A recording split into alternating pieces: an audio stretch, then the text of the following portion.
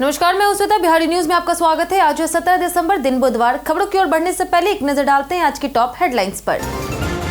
बिहार के हर कमर्शियल गाड़ी में अब अनिवार्य होगा VLTD सिस्टम। तेज रफ्तार और हादसों पर लगाम लगाने की तैयारी। नियम तोड़ने वालों पर होगी सख्त कार्रवाई। बिहार में जीविका दीदियों के लिए खुशखबरी। सालाना 60,000 से अधिक आय वाली महिलाओं का होगा सर्वे। जीविका दीदियों की बढ़ेगी आमदनी। बिहार को मिलेगी 4,000 से अधिक नई PDS दुकानों की डीलरशिप। पटना में खुलेगी सबसे अधिक 435 नई दुकानें। शहरी और ग्रामीण क्षेत्रों में राशन वितरण होगा आसान और पारदर्शी। बिहार में बनेगी नई एजुकेशन सिटी। 2025 से 2030 तक 50 लाख करोड़ रुपए से निवेश और रोजगार होगा दोगुना। उच्च शिक्षा और कौशल विकास संस्थान एक साथ होंगे विकसित।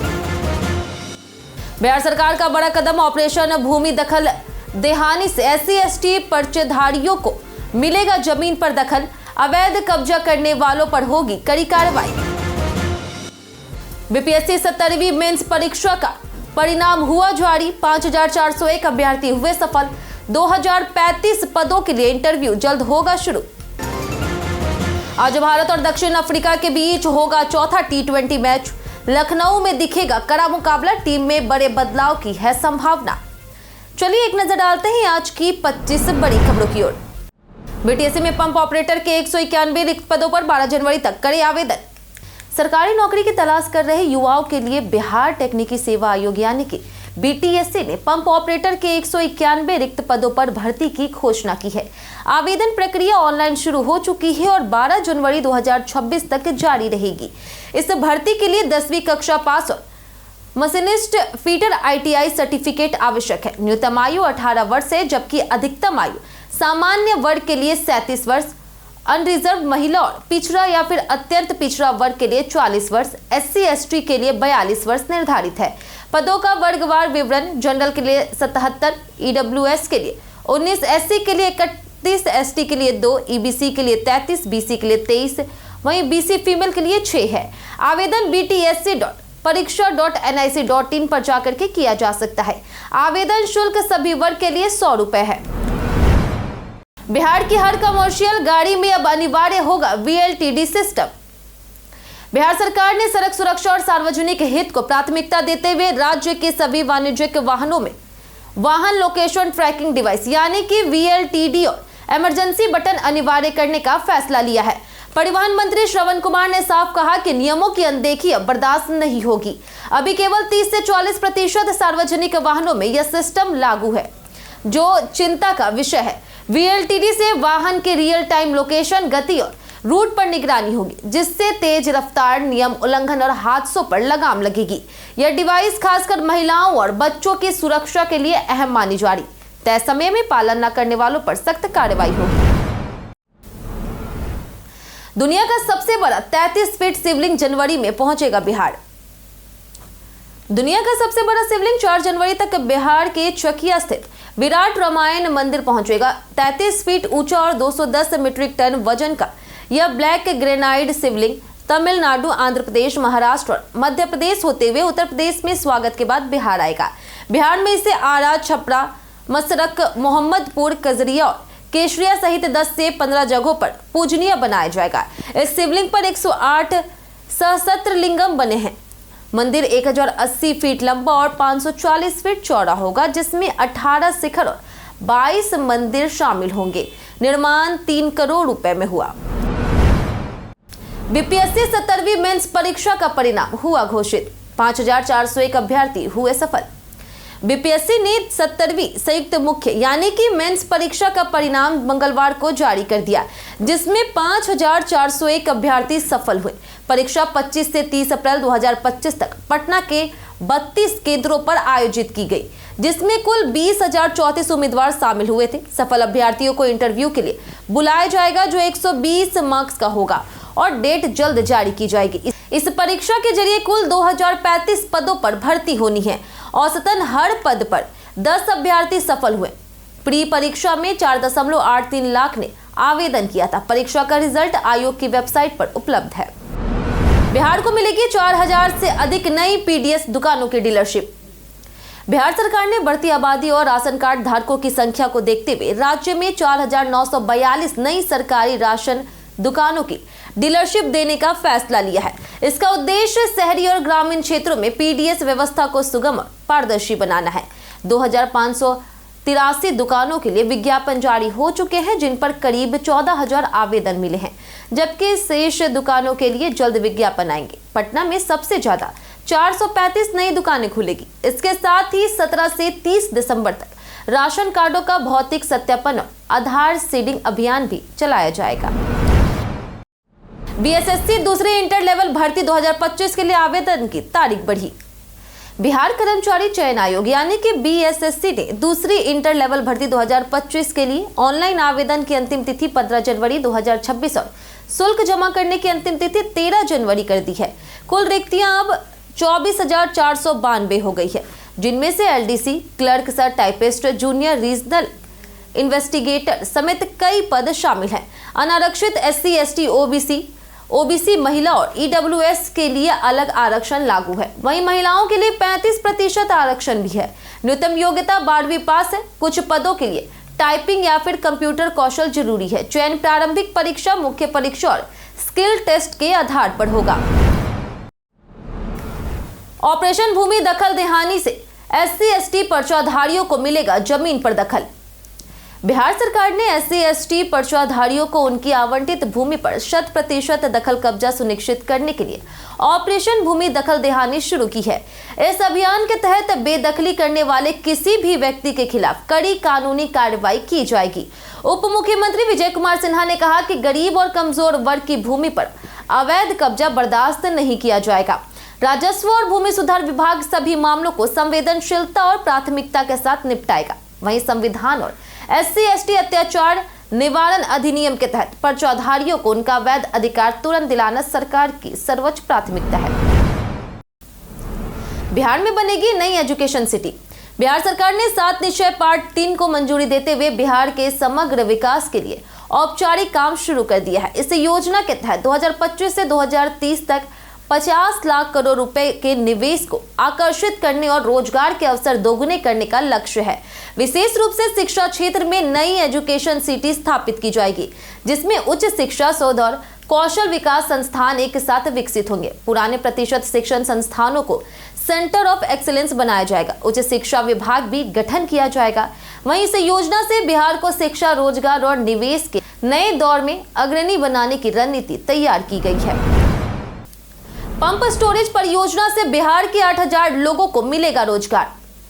बिहार सरकार ने नवादा में 2 पंप स्टोरेज परियोजनाओं के लिए सहमति पत्र पर हस्ताक्षर कर दिए हैं, जिनमें कुल 2,120 मेगावाट क्षमता के बिजली घर बनाए जाएंगे। इस परियोजना में 13,000 करोड़ रुपए का निवेश होगा, जिसमें ग्रीनको एनर्जीज 7,800 करोड़ और सन पेट्रोकेमिकल्स 5,200 करोड़ का योगदान देंगे।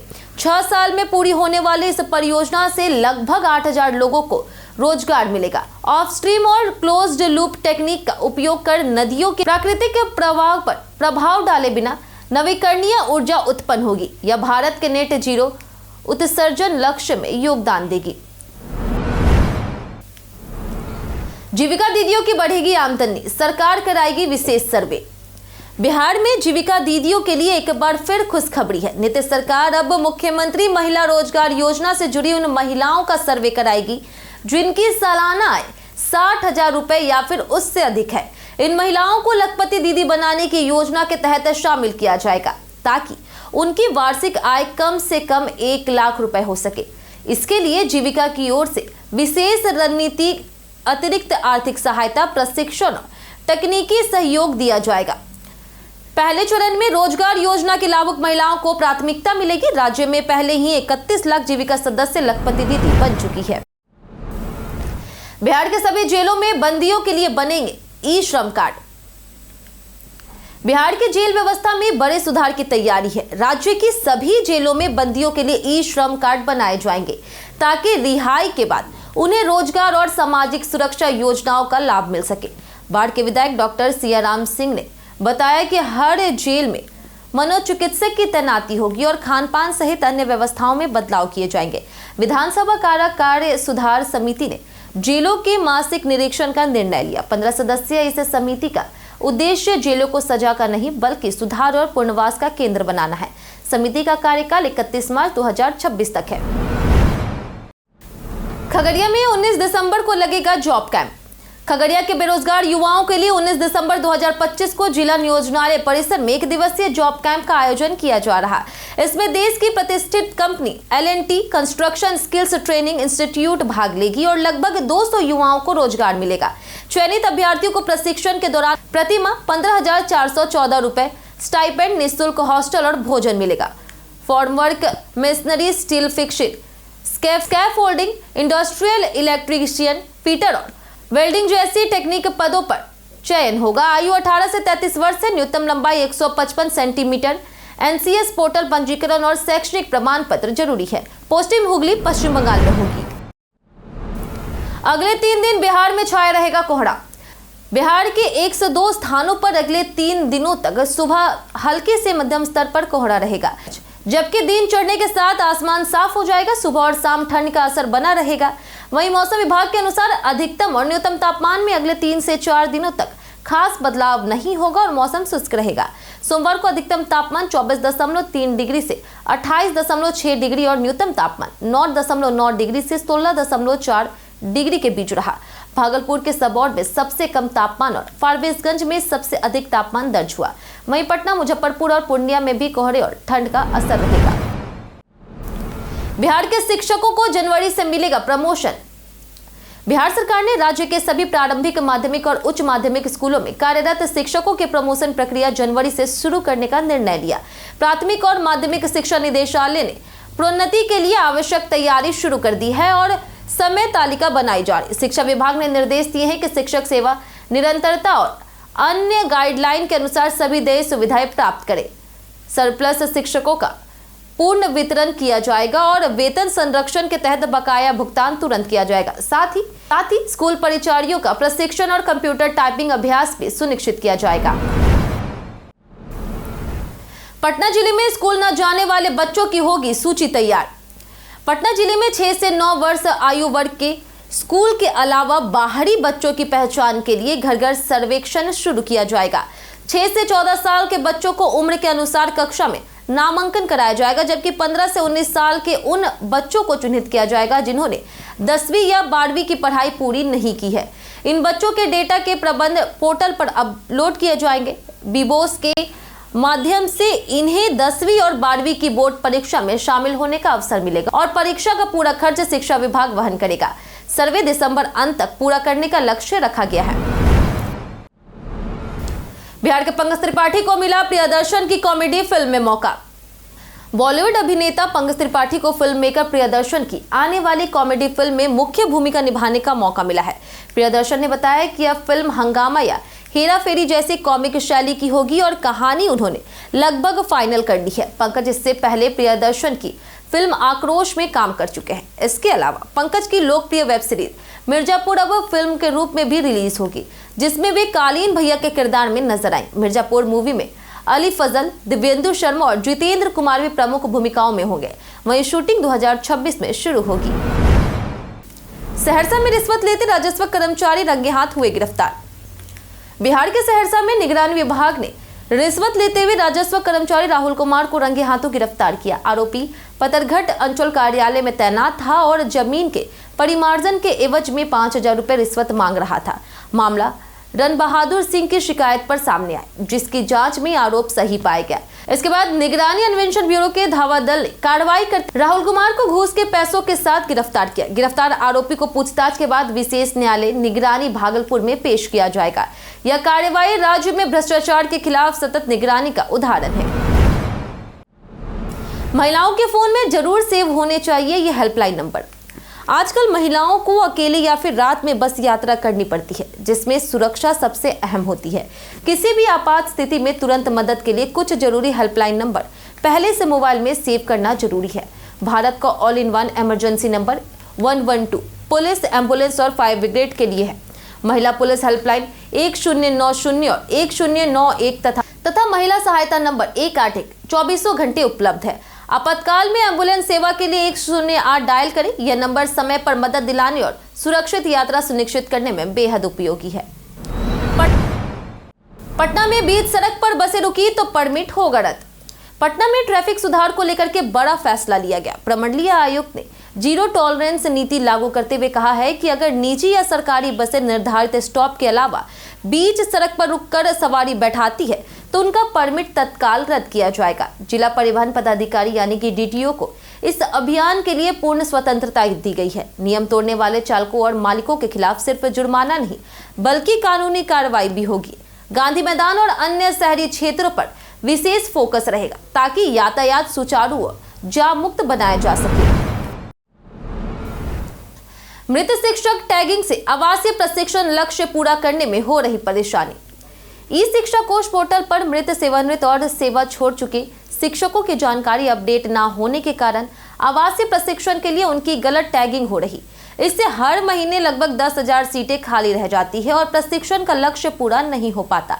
राज्य शिक्षा शोध और प्रशिक्षण परिषद ने सभी जिला शिक्षा पदाधिकारियों को निर्देश दिए हैं कि पहले पोर्टल पर शिक्षकों की वर्तमान और सटीक जानकारी अपडेट की जाए। इसके बाद विषयवार और कक्षावार प्राथमिकता के आधार पर प्रशिक्षण के लिए चयन किया जाएगा। अगले वर्ष सेवानिवृत्त होने वाले या गंभीर बीमारी वाले शिक्षक फिलहाल चयनित नहीं होंगे। नितिन नवीन के इस्तीफे के बाद इन नेताओं को मिली खास जिम्मेदारी। बिहार सरकार के वरिष्ठ मंत्री नितिन नवीन ने मंगलवार को पथ निर्माण और नगर विकास और आवास विभाग से इस्तीफा दे दिया है। भाजपा ने इन्हें राष्ट्रीय कार्यकारी अध्यक्ष की जिम्मेदारी सौंपते ही उन्हें यह कदम उठाया गया जो राज्य और पार्टी दोनों स्तरों पर नया राजनीतिक समीकरण बना रहा। उनके अनुपस्थिति में पथ निर्माण विभाग का प्रभार दिलीप जायसवाल को और नगर विकास और आवास विभाग का प्रभार विजय कुमार सिन्हा को सौंपा गया। दोनों वरिष्ठ नेता तब तक विभागों का प्रबंधन संभालेंगे जब तक मंत्रिमंडल में नए सदस्य शामिल नहीं होते। नितिन नवीन की नई भूमिका भाजपा संगठन को राष्ट्रीय स्तर पर मजबूती देगी। पप्पू यादव ने हिजाब विवाद में सीएम नीतीश कुमार का किया बचाव। पूर्णिया सांसद पप्पू यादव ने बिहार में मुस्लिम महिला के हिजाब विवाद पर साफ किया है कि वायरल वीडियो को गलत तरीके से पेश किया जा रहा। उन्होंने कहा कि वीडियो में मुख्यमंत्री नीतीश कुमार का व्यवहार पिता की तरह था। इसमें किसी को अपमानित करने का उद्देश्य नहीं था। पप्पू यादव ने कहा कि आलोचना रचनात्मक होनी चाहिए और नियत पर सवाल उठाने से पहले पूरे घटनाक्रम को समझना जरूरी है। उन्होंने विवाद को राजनीतिक रंग देने और सोशल मीडिया पर भ्रम न फैलाने की चेतावनी दी गई। साथ ही संवाद और समझ से समाधान निकालने की भी अपील की गई। लखनऊ इकाना स्टेडियम में आज खेला जाएगा चौथा T20 मैच। भारत और दक्षिण अफ्रीका के बीच 5 मैचों की T20 सीरीज का चौथा मुकाबला आज लखनऊ के अटल बिहारी वाजपेयी इकाना स्टेडियम में खेला जाएगा। तीसरे T20 में शानदार जीत के बाद टीम ने 3 बड़े बदलाव की संभावना है। उप कप्तान शुभमन गिल खराब फॉर्म के कारण बाहर रह सकते हैं और उनकी जगह संजू सैमसन को मौका मिल सकता है। वहीं अनुभवी खिलाड़ी अक्षर पटेल और जसप्रीत बुमराह तीसरे मैच में बाहर बैठने के बाद वापसी कर सकते हैं। टीम प्रबंधन को प्लेइंग 11 के लिए गेंदबाजों के चयन पर भी रणनीति बनानी होगी। कई कारणों से दर्ज है भारत के इतिहास में आज की तारीख। 1869 में सखाराम गणेश देउस्कर का जन्म हुआ जो क्रांतिकारी लेखक, इतिहासकार और पत्रकार के रूप में प्रसिद्ध थे। 1903 में लक्ष्मी नारायण मिश्र का जन्म हुआ जिन्होंने हिंदी नाटक और एकांकी को नई पहचान दी। 1972 में अभिनेता जॉन अब्राहम का जन्म हुआ। वहीं 2019 में सिनेमा और रंगमंच के दिग्गज श्रीराम लागू का निधन हुआ।